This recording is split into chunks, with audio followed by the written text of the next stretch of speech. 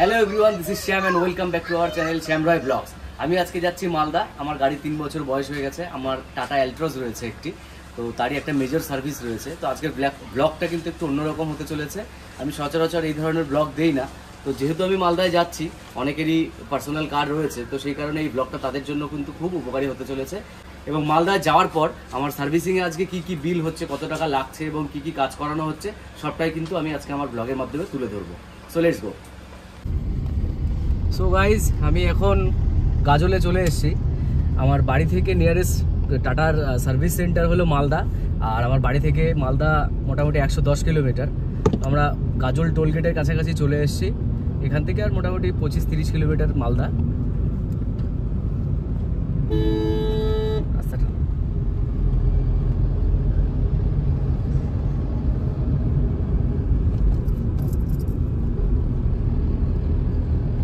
Tollgate, আমরা এখন টোলগেটটা cross করব। আমাদের যেহেতু গাড়িতে ফাস্ট্যাগ লাগানো আছে, তো আমাদের এখানে দাঁড়াতে হবে না, অটোমেটিক এখান থেকে টাকাটা কেটে নেবে টোলগেটে।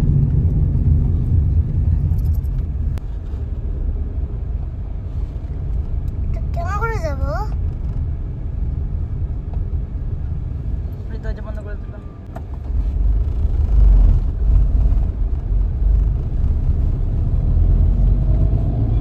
দরজা কেন বন্ধ করে দিয়েছে? ওখান থেকে আমাদের এই রাস্তাটা পার হওয়ার জন্য রোড ট্যাক্স কেটে নিল গভর্নমেন্ট, বুঝতে পারলে? সো গাইস, আমরা পৌঁছে গেছি আলটিমেট। অনেকটা লেট হয়ে গেল, আমাদের 10:30টার মধ্যে পৌঁছানোর কথা ছিল, এখন বাজে 11:10।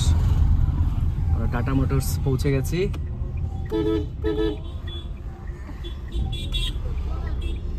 ঢুকছি এখন।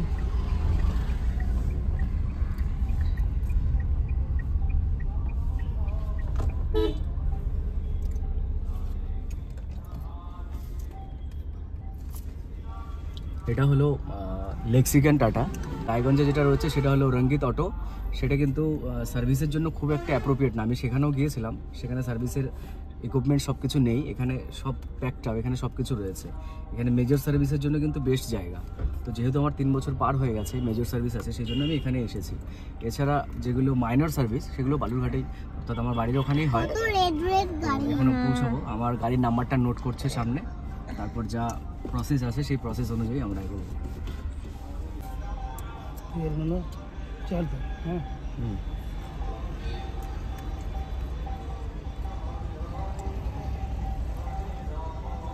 সানলাইট পারফিউম না,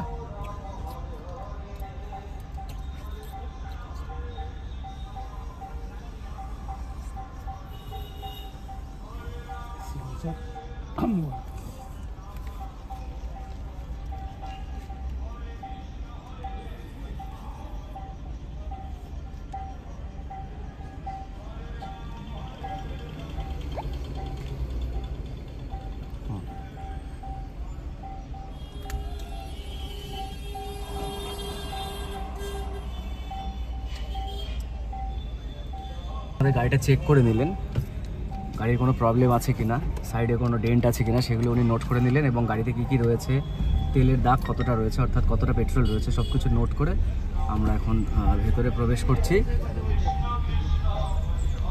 একটা জব স্লিপ উনি তৈরি করে দিলেন। এই জব স্লিপটা এখানে আমাদেরকে সাবমিট করতে হবে, দেন আমাদের কাজ শুরু হবে।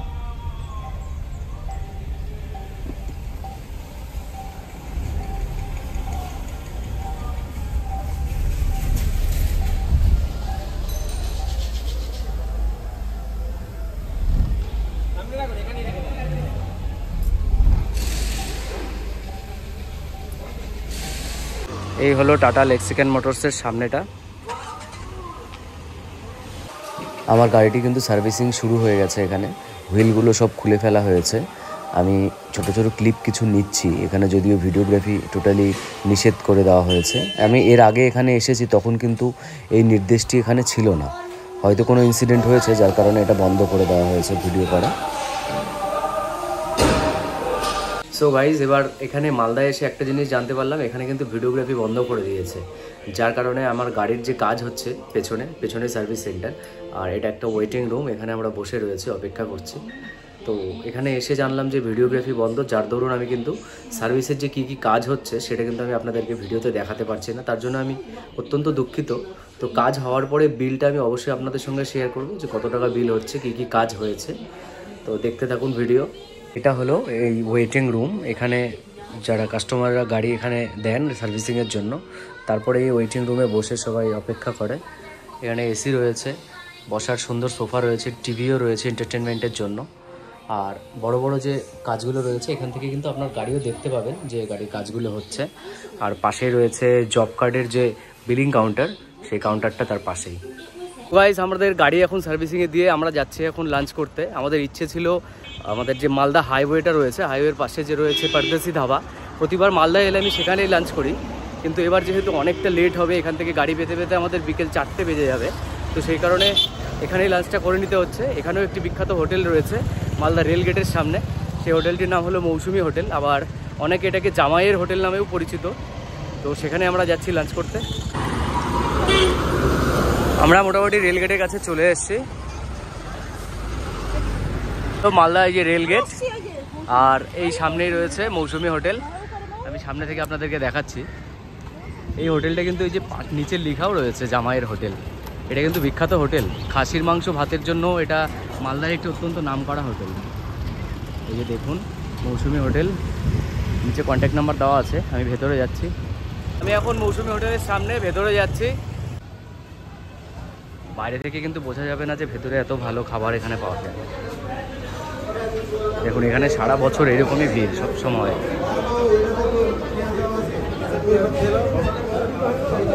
দেখুন এটা হলো নিরামিষ থালির ছবি।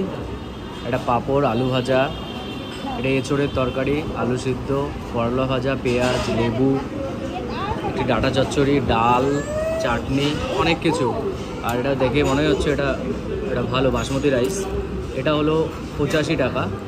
আর আমি মেনু কার্ডটা আমি আপনাদের সঙ্গে শেয়ার করে দেবো। এই হলো মৌসুমি হোটেল অর্থাৎ জামাইয়ের হোটেলের মেনু কার্ড।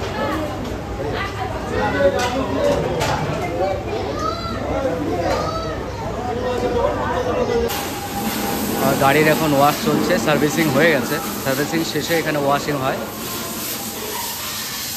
এখানে ওয়াশিংয়ের একটা সুবিধা হলো গাড়িটা কিন্তু এই সকারের মাধ্যমে অনেকটা উঁচুতে তুলে গাড়ির নিচটাও কিন্তু এখানে ওয়াশ করা যায়। সো গাইজ, আমার গাড়ি সার্ভিসিং আজকে হয়ে গেল।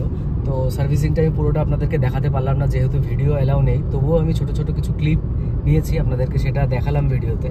তো এখন বাড়ির উদ্দেশ্যে রওনা দিলাম। অনেকটা দেরি হয়ে গেছে যেহেতু আমরা আসতে লেট করেছি। তো এখানে যেহেতু সানডেতে অফ থাকে, তো সেই জন্য ওয়ানডেগুলোতে এখানে আসতে হয়। আর আমার আজকের যে বিলটা হলো, সেই বিলটা আমি আপনাদের সঙ্গে অবশ্যই শেয়ার করে দেবো। মেজর সার্ভিসিংয়ে কী কী লাগে, কী কী ম্যান্ডেটরি এবং কত টাকা বিলটা আমার আজকে লেগেছে 6129 টাকা। যদিও বা আমি হুইল অ্যালাইনমেন্ট করিনি, হুইল অ্যালাইনমেন্ট করলে আরও 780 টাকা অ্যাড হতো। তো বিলটা আমি আপনাদের সঙ্গে শেয়ার করে দেবো। দেখা হবে এর পরের ভিডিওতে। সবাই খুব ভালো থাকবেন, সুস্থ থাকবেন। Thank you. সো গাইজ, এই হলো বিল। এই বিলের দেখুন পরপর নাম্বারিং করা রয়েছে কোনটার কি প্রাইস। প্রথমে রয়েছে সার্ভিস শিডিউল কিট। এই কিটের মধ্যে ইনক্লুডিং অনেক কিছু রয়েছে, সেটার ডিটেলস এখানে দেওয়া নেই। এটা পড়েছে 1143 টাকা। তারপর উইন্ডশিল্ড ফ্লুইড রয়েছে 40 টাকা। তারপর ব্রেক পার্টস ক্লিন রয়েছে। এইরকম আরও ছোটো ছোটো অনেক কিছু বিল রয়েছে। আর এখানে যেহেতু আমার ইঞ্জিন অয়েল চেঞ্জ হয়েছে, ইঞ্জিন অয়েলে লেগেছে 2065 টাকা, 3.5 লিটার লেগেছে। আর এছাড়া এখানে আরেকটা লেগেছে, সেটা হলো কুলেন্ট, এবং কুলেন্টের দাম রয়েছে 848 টাকা।